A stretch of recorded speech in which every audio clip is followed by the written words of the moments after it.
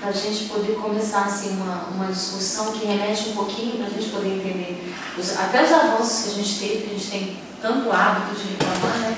Que a saúde pública é ruim, que as coisas estão ruins, né? Que a mortalidade é importante no país, que a saúde básica não atende às necessidades da criança.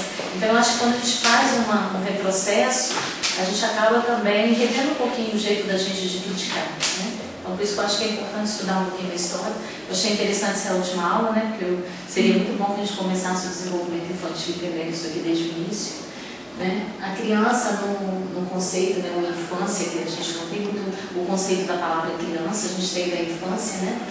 É uma palavra que vem do francês, a infante, que na tradução significa quieto e sem voz.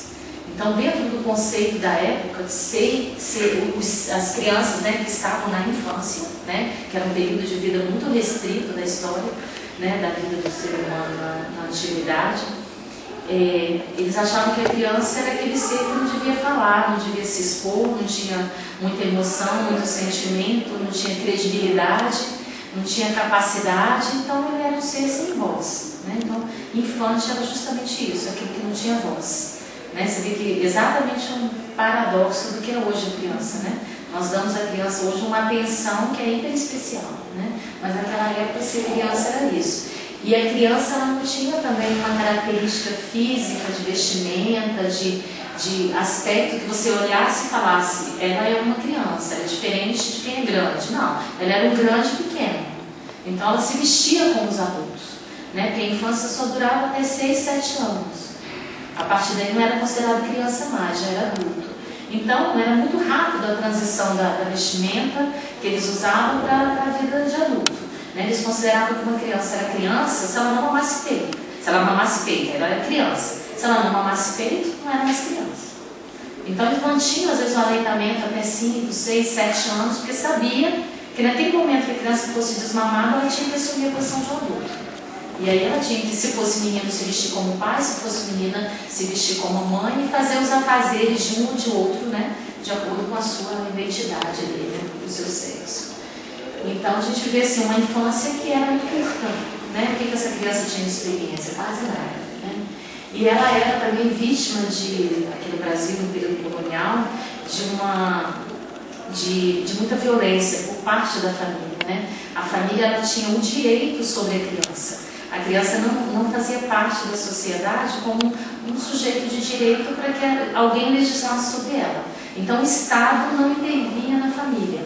Quem mandava na criança eram os familiares. Então, era muito comum que eles desejassem matar a criança. Então, matavam, né? Era o pai, a mãe, os familiares eram os principais, né, entre aspas, assassinos das crianças, né? Eles tinham esse direito de matar os filhos pelos motivos que eles achavam que era justo. Ou porque nasceu com algum problema de saúde, que não valia a pena cuidar, ou porque nasceu feio, ou porque era filho de uma relação extraconjugal, ou porque era filho, às vezes, de uma escrava. Então, assim, eles encontravam N motivos e se matavam a criança, né? Então, a mortalidade infantil era em torno de 70%.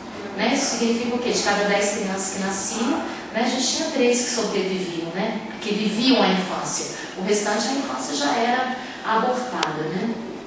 E o tempo que essas que viviam em família, elas viviam também em condições cruéis, de castigo, de punições. Então, assim, era realmente difícil ser criança, né? Sobreviver à infância era algo tão difícil que a criança nascia e eles não davam nome. Tinha que completar 1 ano para ter nome. Se valesse a pena, dava um nome e ele virava um sujeito, sem expressão nenhuma, mas pelo menos ganhava um nome.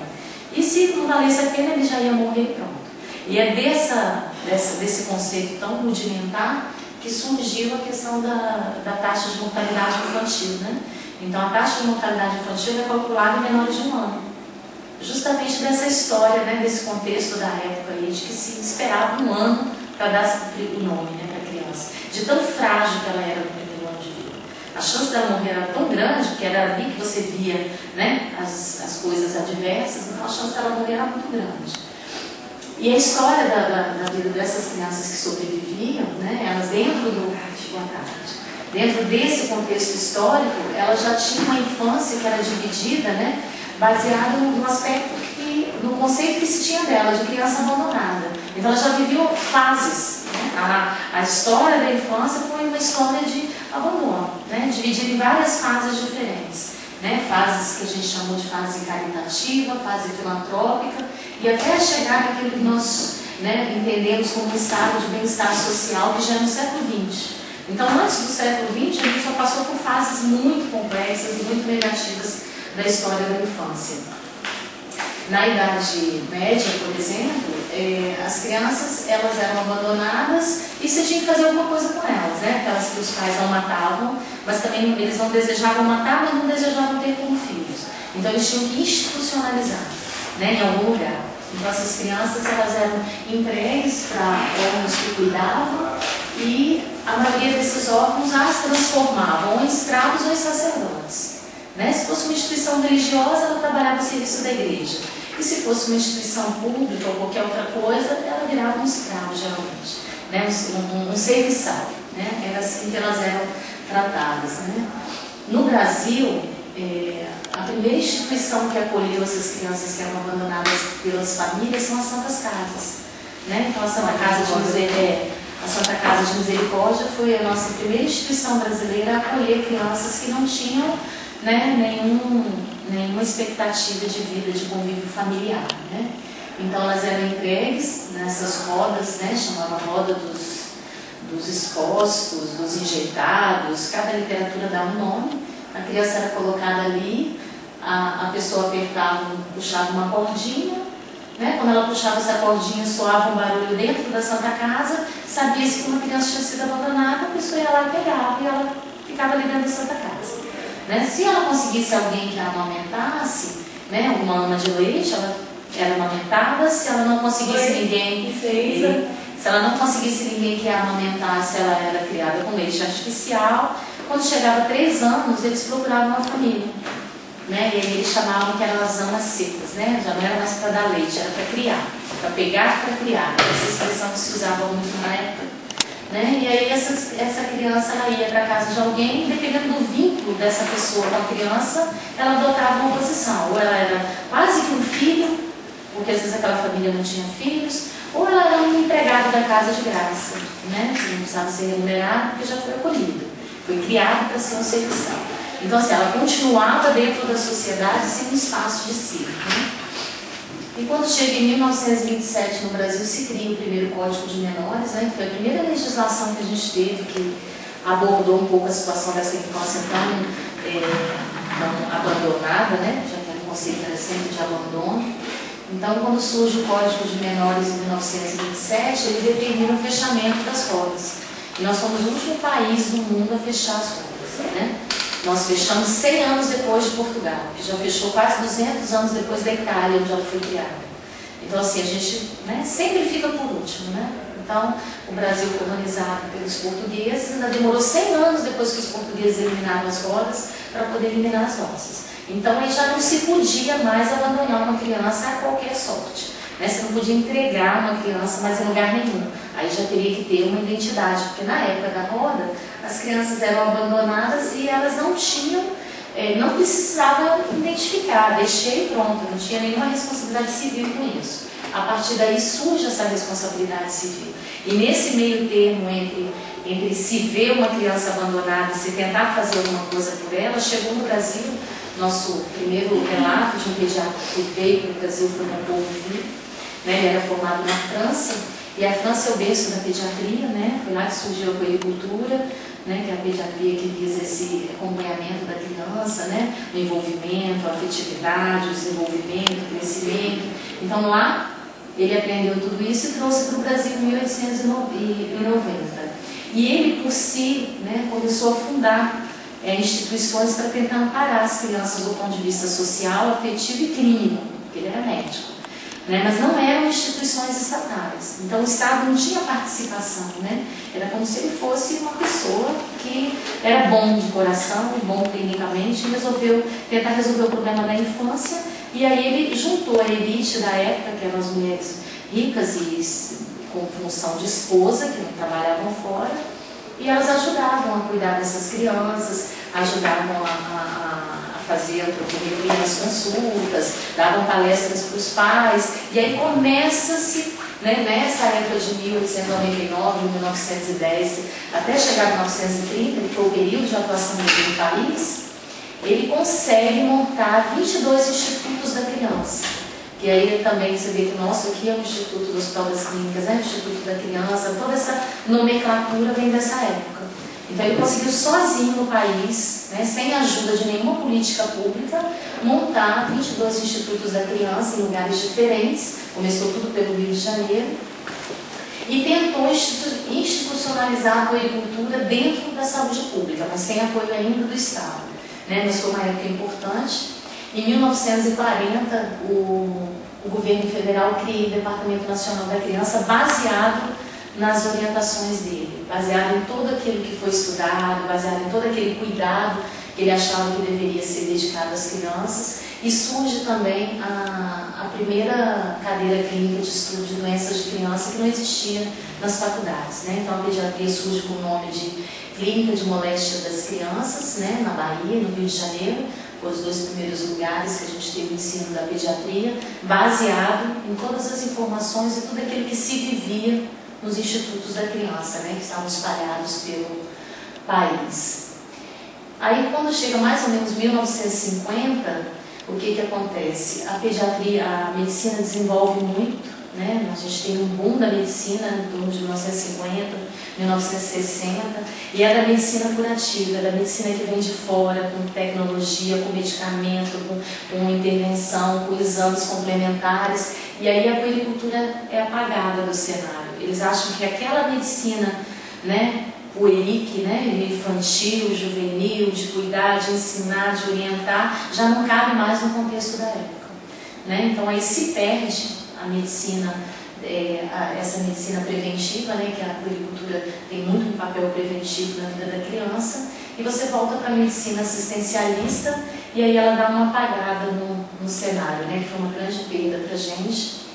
E ela volta em 1960, numa determinada época, a pediatria volta a ser forte na puericultura, porque os Estados Unidos começam a investir na medicina comunitária, né? Quando as coisas começam lá e alguém prova que aquilo vale a pena por algum motivo, aí, né, começa-se de novo a conversar. Então toda essa estrutura de Cuba, dos Estados Unidos, de medicina da família, começa-se a chegar a um consenso de que essa é a verdadeira, né, jeito de se cuidar, né, inicialmente. Né, que você pode, a partir dali, a medicina vai se ramificar, mas que aquele início não pode ser abolido nunca. E a criança e a medicina preventiva voltam um pouquinho para a cena de novo. E em 1990 a gente tem a década do desenvolvimento infantil. E aí foi um grande boom da pediatria. Foi o momento que os Estados Unidos, Reino Unido e Canadá se uniram, e quase todas as nossas pesquisas de desenvolvimento começaram nessa fase. E a gente teve assim, um marco histórico, né? E uma pessoa que ajudou muito nessa fase, que eu vou mostrar daqui a pouco para vocês, foi um cientista, um economista, um matemático, não foi um médico, mas foi um dos grandes responsáveis por esse crescimento dos estudos dentro do desenvolvimento infantil. E a gente teve também a Constituição de 88, que mudou a saúde brasileira, né? Quando você mexe na saúde, quando você incorpora direitos, você acaba favorecendo todo mundo. E a criança entrou nesse favorecimento da Constituição. Em 1984, o Brasil implantou o primeiro programa, né, de assistência integral à saúde da criança, que já foi baseado nesses conceitos da década de 90, né, onde estava criando estudos e mais estudos em cima do desenvolvimento infantil. Nós tivemos o Estatuto da Criança e do Adolescente, né, que hoje ele é criticado em alguns aspectos, né, principalmente pelo Código Penal, mas naquilo que tange os direitos da criança, naquilo que fala sobre a família, né, sobre as relações de parentalidade, sobre a integridade física e emocional, ele é uma lei perfeita, né? Não existe nada em nenhum lugar do mundo, né, isso é a opinião de todos os juristas brasileiros, tão bem escrito quanto ECA, do ponto de vista de direitos fundamentais para a criança. Então, também na década de 90. Então, a gente teve assim, uma série de situações que, de repente, daquela criança abandonada, a gente passa a ter um outro modelo familiar e uma família que é centrada na mãe e no filho, né? Até o pai fica um pouco de lado, né? Mas a criança passa a ser o seio da família, ela passa a ter uma relação de vínculo muito forte, ocupar um espaço imenso dentro do contexto familiar, né? A ponto de todas as famílias desejarem ter uma criança, independente da condição social, independente da condição de trabalho, as pessoas adiam, mas ela quer o filho, né? Então esse conceito vem muito desses direitos que foram sendo trabalhados, né, ao longo desse período. E uma pessoa que, como eu disse, que nos ajudou muito, né, nessa década que a gente chama de década do cérebro, a década do desenvolvimento infantil, foi esse cientista, né, James Heckman. Ele é um matemático, né, e é muito interessante que ele provou para os Estados Unidos que era importante investir financeiramente na primeira infância se ele quisesse uma sociedade de menor custo no futuro, né? Então ele provou por uma equação, que eu vou mandar para vocês depois, essa aula tem os links, vocês podem olhar. Ele provou por uma equação, foi a tese dele, de que era possível melhorar a condição futura do país se você pensasse mais nas crianças, se você investisse nas crianças, né? Então isso assim mudou a realidade dos Estados Unidos e acabou mudando para nós também, porque a gente importou muita coisa, né? Essa é uma frase dele, do jeito que ele está traduzida, mas é do jeito que ele se expressou na introdução da tese dele, onde ele refere que a melhoria da economia se faz fortalecendo a classe média e reduzindo as desigualdades nacionais. Resolver estes desafios começa com o investimento no maior recurso dos Estados Unidos, o seu povo. Programas voltados para a primeira infância com foco na aprendizagem e neurodesenvolvimento de qualidade para crianças desfavorecidas pode promover habilidades valiosas, fortalecer nossa força de trabalho, crescer nossa economia e reduzir a despesa social. Quando ele termina com essa frase, para os Estados Unidos é tudo que eles gostam de ouvir, né? Vai melhorar a força de trabalho, vai reduzir custo, então assim, valeria a pena investir nas crianças, né? Então tinha muita desigualdade lá também. Então, e ele provou que aquela criança que era socialmente desigual, ela poderia no futuro ser socialmente igual, independente das condições financeiras dela, se ela fosse bem cuidada na primeira infância. Então se provou que o potencial de uma criança é aquilo que você investe nela, e é aquilo que você investe no amor, no carinho, na atenção, no cuidado, não é na boa escola na época que ele vai fazer o vestibular, não é por aí, né? Tem que ser de 0 até 6 anos, que seria a época de se investir em criança. E aí todos os programas americanos se voltaram para isso. E a gente acabou importando as coisas boas, né? Graças a Deus. O texto dele está na íntegra, eu vou mandar para vocês. Ele coloca 4 grandes benefícios de se investir precocemente no desenvolvimento infantil. E aí ele já separa por áreas, né? Em 4 grandes áreas do desenvolvimento infantil, onde a gente deve investir se a gente quiser uma população mais capaz no futuro. Essa é um dos gráficos que ele mostra no trabalho dele, da taxa de retorno do investimento em capital humano, né? Então ele trata o ser humano como capital, né? E se eu investir naquela criança, isso vai render, como se fosse uma caderneta de poupança. Essa é a expressão que ele coloca aqui. Deixa eu ver, até que eu peguei só o textozinho do jeito que ele fala. Deixa eu ver se abre aqui.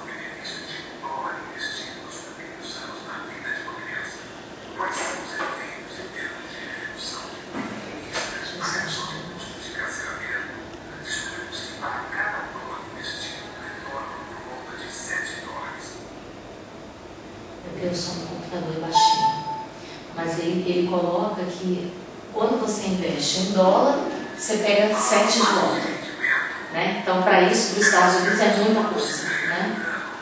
Para cada dólar investido, uma caderneta de poupança pode ganhar 3, 4, 5% ao ano. O que descobrimos foi algo de 7 e 10% de rendimento ao ano, que é um rendimento muito alto, bem mais do que a nossa bolsa de valores. É dar às pessoas a capacidade de serem autônomas, de lidarem com os desafios da vida, ao mesmo tempo, tornando-as mais produtivas e assim reduzindo a desigualdade social. Então, o que ele fez? Ele passou 22 anos estudando a população que ele escolheu para investir carente, né? Que ele escolheu para investir na primeira infância, e viu o que aconteceu com elas no futuro. E ele investiu realmente dinheiro, né? Era uma organização não governamental na época, era realmente um centro de pesquisa que não era governamental. E aí ele provou para os Estados Unidos que ele estava certo, né? Que cada $1 investido ali voltava a 7. Então, que era muito mais fácil se investir nessa fase de vida do que em qualquer outra fase. Isso aqui.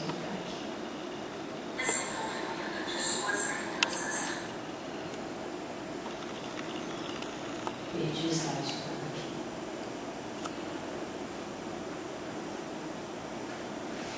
Aí ele escreveu um livro, entre acho que 300 e poucos livros voltados para isso, e aí nós adotamos aqui a mesma coisa. Então, o que o governo brasileiro fez a partir desses estudos aí? Eles conseguiram provar que na primeira infância, que eles chamam de um período de 0 a 6 anos, eu tenho que investir aquilo que eu quero não investir depois em saúde pública lá para frente. Nos programas de obesidade, diabetes, hipertensão, que eu tenho que tirar um pouco de dinheiro desses programas e jogar lá para a primeira infância, que depois vai ser mais barato cuidar do resto no futuro. Né? Então, quando ele segue nessa linha de raciocínio, o que acontece? Ele começa... Não estou conseguindo tirar o vídeo. Ele cria os programas, ele cria uma série de programas, né, que compreenderam no ano de 1990, né, que foi essa década dos grandes descobertas e do desenvolvimento até agora, 2016, o governo começa a criar uma série de programas para poder economizar no futuro.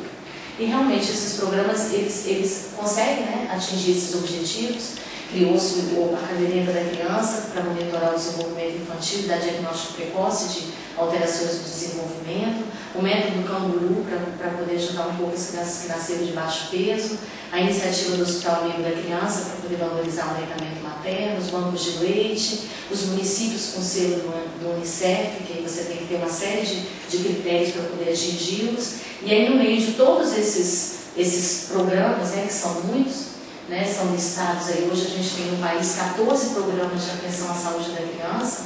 Alguns funcionam muito bem, como o programa de triagem neonatal, a Rede Brasileira de Banco de Leite funciona muito bem, a Rede Cegonha funciona muito bem, e alguns programas que não funcionam bem. Mas eram programas, estratégias, situações que não tinham uma interligação entre si. Então, de novo, o Ministério da Saúde, né, através da Câmara Técnica, se viu diante de uma série de articulações baseadas nas evidências científicas, mas que não se conversavam. Os programas eles não se falavam entre si. Alguma coisa precisava de novo ser mexida dentro da política pública para poder melhorar isso daqui. E aí, esse ano, né, em março desse ano de 2016, se criou o Marco Legal da Primeira Infância. Então, eles pegaram todo aquele conhecimento de todos esses programas, todos os conhecimentos da equação de James Heckman, né? E tentaram montar um programa que unisse tudo isso de uma forma um pouco mais simplificada, mas que que garantisse a criança alguns direitos fundamentais dentro da saúde e dentro de políticas que a gente chama de intersetoriais. Então, ele tirou do centro do cuidado da criança o pediatra, né? Que foi uma das coisas que já precisava acontecer há muito tempo, e colocou que a criança tem que ser cuidada por todos. Né? Não tem como você fazer nenhuma política de saúde que não envolva a professora, que não envolva o serviço social, que não envolva a fonoaudióloga, que não envolva a família. Né? Então, criou o que a gente chama de políticas intersetoriais para a primeira infância. Né? Isso foi uma lei desse deputado Osmar Terra, né? Ele conseguiu montar a Câmara Mista lá de Parlamentar da Primeira Infância. Ele é do Ministério do Desenvolvimento Social, é um neurocientista inteligentíssimo, né? Fez uma política perfeita, que a gente tem prazer de ler o texto, ele é maravilhoso esse texto, e ele garante à criança quase todos os direitos, garante os direitos que ela já tinha, mas coloca sob a forma de lei. Porque quando você tem um programa, como era os que a gente tinha, né? Aqueles 14 programas, mas nenhum é lei, vai fazer ou não vai fazer? Aí está dizendo que é melhor que a criança fique na creche, mas não tem uma lei que garanta a ela uma vaga de creche. Aí agora tem. Ou ela vai para a creche que o governo dá, ou o governo paga a creche particular para ela. Ela agora é lei, ela tem direito a uma vaga de creche. Então, assim, várias outras coisas, né, estão preservadas para a criança dentro dessa lei, onde ela passa a ser um sujeito realmente de direito. Não está se sugerindo, não é um programa interessante, é uma lei. Né? São umas 12 páginas, vale a pena ler, mas ali fala tudo que a criança tem direito. Para isso, teve que alterar algumas coisas do Estatuto da Criança e algumas coisas do nosso processo penal. Mas, em compensação, a gente tem uma lei mais completa, mais unificada, que a gente consegue trabalhar em cima da criança, entendendo melhor o que ela tem. Você vai ler 14 emendas de programas sociais que a gente tem voltados para a criança, ninguém lê, né? E acaba cada um adota eles isoladamente. Aqui eles passam a fazer parte de uma política única, né? Então, esse plano nacional, ele foi resumido como uma carta, né, de compromisso do governo e da sociedade brasileira com as crianças, dizendo que ele assume o dever que já estava na Constituição Federal, porque a Constituição Federal ela já dava à criança o direito à saúde, educação, lazer, né, afetividade, prevenção de violência, cultura de paz, tudo isso já estava previsto na nossa Constituição, mas passa a ser uma lei específica da criança. E essa lei é o marco legal da primeira infância, né, que é aquilo que a gente tem esse ano, e é aquilo que a gente já está trabalhando. E os estados têm que assinar agora, que vão, né, colocar isso para funcionar. E agora quem assinou foi o Espírito Santo e o Rio Grande do Sul, né? Então eles já estão com os planos municipais para a primeira infância, todos institucionalizados, né? Então já tem uma política intersetorial, onde a criança é vista como um todo, né? Saúde, educação, lazer, família, né? E eles colocam que aquilo ali já é lei. Então o município cria o seu plano do jeito que ele quiser. Ele tem uma liberdade para criar o plano, mas ele tem que atender aquelas necessidades da criança, né? Na realidade, a Constituição já dizia que era dever da família, da sociedade, do Estado assegurar esse direito, mas ela dizia em um único artigo, não dizia como. Tá, eu vou garantir isso, mas eu vou garantir como, né? Como que eu vou garantir que a criança tenha crédito? Como que eu vou garantir que ela seja amada, que ela não seja violentada? Então, os planos municipais, né, que agora o marco legal institui para os municípios a criação, ele diz como isso daí vai ser feito. Parece que sai um pouco do plano filosófico, né? Quando está lá num artigo da Constituição, parece bonito de se ler, mas você não vê aplicar, né? Igual quando você escreve lá que a saúde é um direito de todos, né? Então, para a criança ficava na mesma esfera, era um direito de todos, mas não estava delineado, né? E agora ele está delineado, né? O artigo 1 já diz, né? Essa lei estabelece princípios e diretrizes para a formulação e implementação de políticas públicas para a primeira infância, em atenção à especificidade e à relevância dos primeiros anos de desenvolvimento infantil e no desenvolvimento do ser humano. Então, você assume que os primeiros anos da vida da criança são importantes para o futuro cidadão, né? E começa a investir um pouco mais nele. E eles consideram, para efeito dessa lei, primeira infância o período que vai de 6 anos a 72 meses, né? De 0 a 6 anos, né? Dá 72 meses. No artigo 5 da mesma lei, só vou citar esses dois, eles colocam quais seriam as ações prioritárias para a criança em termos de garantir o seu desenvolvimento. Seriam políticas públicas voltadas para alimentação, nutrição, educação, convivência familiar e comunitária, assistência social, lazer, meio ambiente e proteção contra a violência. E ainda, né, uma coisa que é importante que veio, que é a exposição precoce à comunicação mercadológica. Então, a partir de agora, você também não pode vender qualquer coisa para criança, né? Por isso que saiu a lei que é proibido vender refrigerante para menor de 12 anos, né? Nas escolas brasileiras. Tudo partiu daqui. Então, a gente já teve ganhos, né? Porque eu que fui criada, né, dentro desse mundo mercadológico, nunca imaginei que um dia ser proibido vender Coca-Cola para uma criança. Né? Então, a gente já venceu. E a publicidade de brinquedos entra aí também? Entra tudo. Tudo que for mercadológico para a criança, sendo alimentar ou não.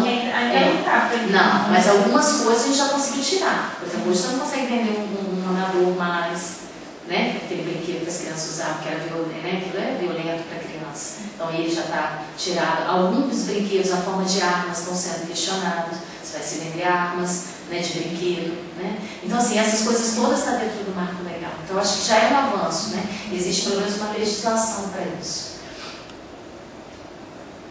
E o governo criou um blog, que eu acho que é super interessante para vocês entrarem, né? Que é o Radar da Primeira Infância, onde tem todo o material científico que deu origem aos programas, né, que são voltados para essa etapa da vida, né?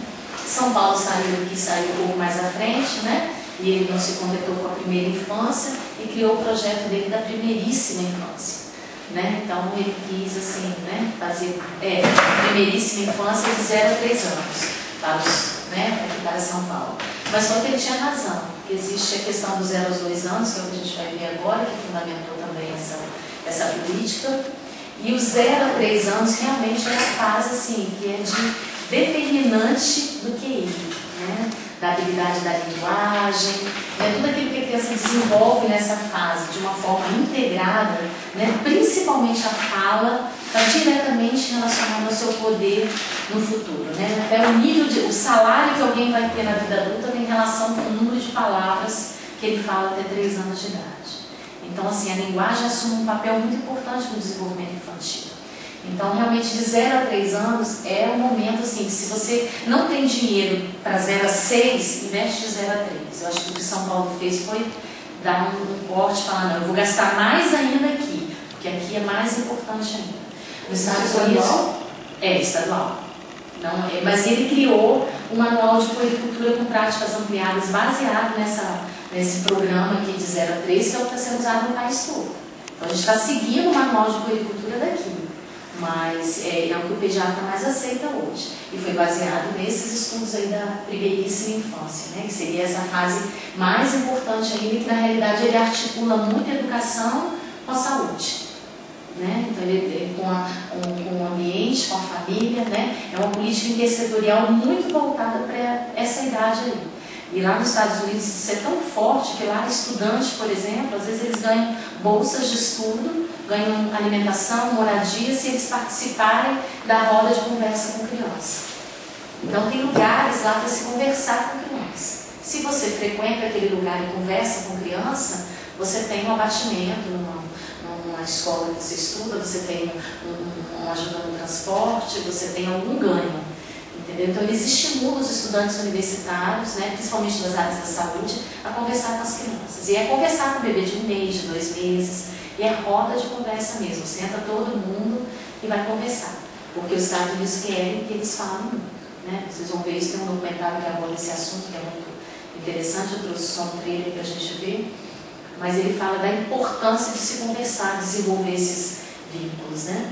E aí a gente volta lá para aquela época de 1919, quando um Corvo Filho, o primeiro pediatra, chegou aqui, coloquei intersetorialidade entre aspas, porque ele já colocou isso no primeiro congresso que ele fez aqui no Brasil, no Rio de Janeiro, em 1922, a gente teve o primeiro congresso de pediatria do Brasil. E ele colocou que era importante cuidar da criança, mas criando uma lei para ela, uma legislação, dando assistência, envolvendo a pedagogia, que era uma escola, envolvendo a medicina, a higiene e o amor. Então, quer dizer, ele já estava fazendo aqui as suas políticas intersetoriais, sabendo que a criança é tudo isso, desde 1919, não precisa inventar a coisa, né? Então, a coisa era antiga, mas eu acho que assim, na época não se tinha o que se tem hoje, que são dados, né? Você tem dados para provar que vale a pena fazer. Então você consegue fazer. Quando era só a opinião de alguém, era nosso nível de evidência e a opinião de um especialista, e não foi ouvido na época, né? Mas hoje a gente sabe, né, que todas as políticas de saúde, elas devem ser primeiramente voltadas para esse momento do desenvolvimento infantil, que é o que a gente chamou de 1000 dias, eu acho que vocês já devem ter ouvido falar muito sobre isso, né? São os 270 dias da gestação, o primeiro ano de vida e o segundo ano de vida.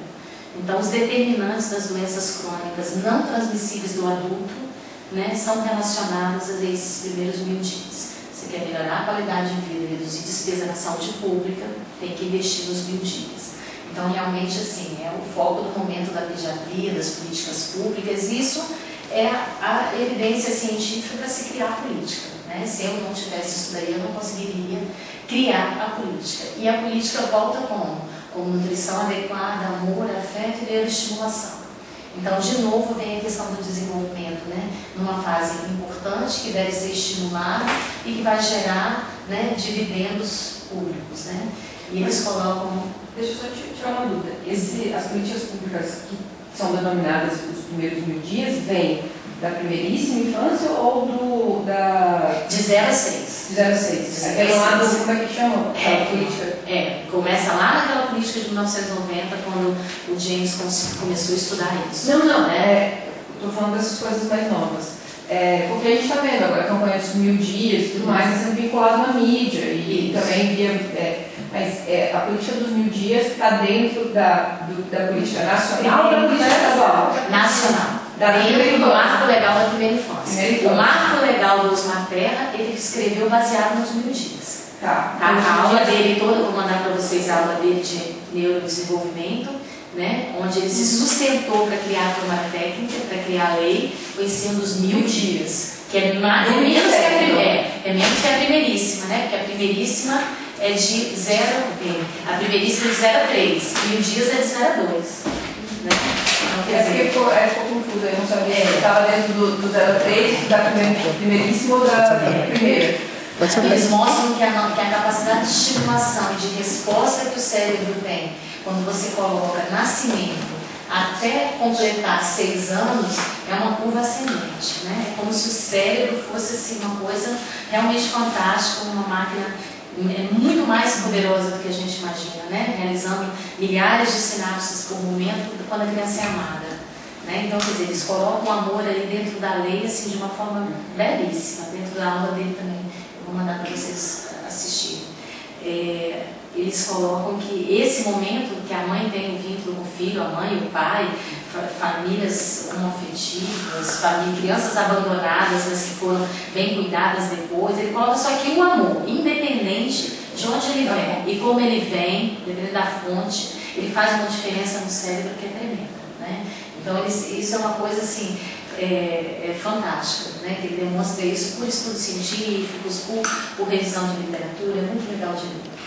E ele coloca o contrário, né? Que quando você tem maus tratos, né? Que você tem morte neuronal, né? Você tem morte neuronal por maus tratos, por negligência, por carência afetiva. Ele mostra a curva de glicocorticoide, como ela se altera quando a criança está triste, né? Quando ela está mal cuidada, quando ela está de lado, quando ninguém está falando com ela, e como que muda com o olhar, né? Aí vem desde aquela questão do aleitamento materno, daquele primeiro olhar ali, da criança autista, como isso é diferente, essa liberação de glicocorticoide. Então, realmente tem um embasamento teórico, né? Não é uma coisa filosófica, né? Tem um embasamento teórico. E ele coloca, tem esse vídeo que é interessante, onde eles tentam construir competências nos adultos para melhorar o desempenho das crianças. É muito interessante de ver, porque ele coloca sobre o estresse tóxico, né?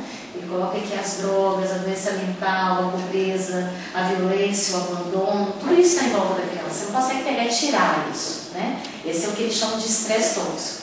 Mas você consegue, no meio de todo esse contexto, atuar. Então, todas as políticas que eles fizeram, que deu origem a esses estudos grandes aí sobre o efeito dessa estimulação precoce, mostrou que pode ser lá na favela, se a estimulação estiver legal, se o vínculo afetivo estiver legal, se alguém for até aquela criança, pode ser um estudante, pode ser um estagiário, pode ser alguém do programa de saúde da família, se alguém tentar agir nessa cadeia do estresse tóxico, ela vai ter um rendimento melhor.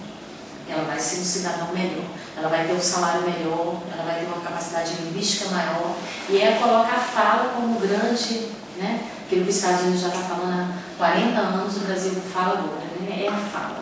Né? Realmente a quantidade de palavras que a criança fala tem muito a ver com o seu futuro, né? Com o potencial que ela vai ter um dia. Então realmente a gente tem que falar muito. Né? E tem esse documentário, vocês já assistiram, né? O documentário, ele coloca isso, né? Trabalha toda essa relação de afetividade, né? A Câmara Técnica do Ministério da Saúde, eu fui no lançamento do programa, né, da lei, e eles começaram para a gente mostrando o filme, entendeu? Eles já mostraram, né, o que eles fizeram, porque isso é legal, porque ele não envolveu só... geralmente a gente assiste muita coisa que é americana, né? Mas a Unicef teve o cuidado, né, de fazer um filme no mundo todo. Então foi lá na África, pegou uma cenazinha, foi lá na Índia, pegou uma cena, foi lá nos Estados Unidos, foi na Suécia, veio no Brasil.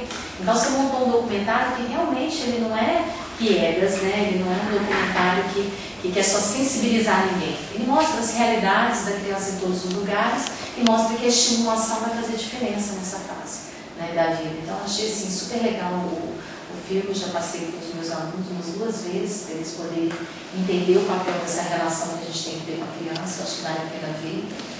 Né? É uma forma de você entender que o desenvolvimento vai muito além da medicalização, né? Então quando ele coloca o professor junto, quando ele coloca o aluno da graduação junto, né? Os grandes programas que o Brasil já montou dessa área, para atender essa primeira infância, ele envolve muito alunos de graduação.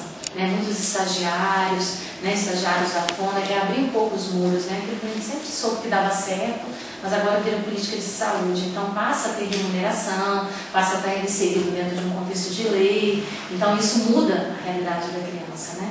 Então por isso que eu falo que às vezes a gente reclama, né, fala que a saúde pública está péssima, mas quando você vai lá atrás e começa a ler tudo que a gente ganhou nesse período, né, que nós saímos de um país que tinha uma mortalidade de 160 por mil, né, na década de 60, na década de 50, e que hoje, né, a gente tem ali 60, 70 anos depois, a gente tem uma mortalidade de 13 por mil.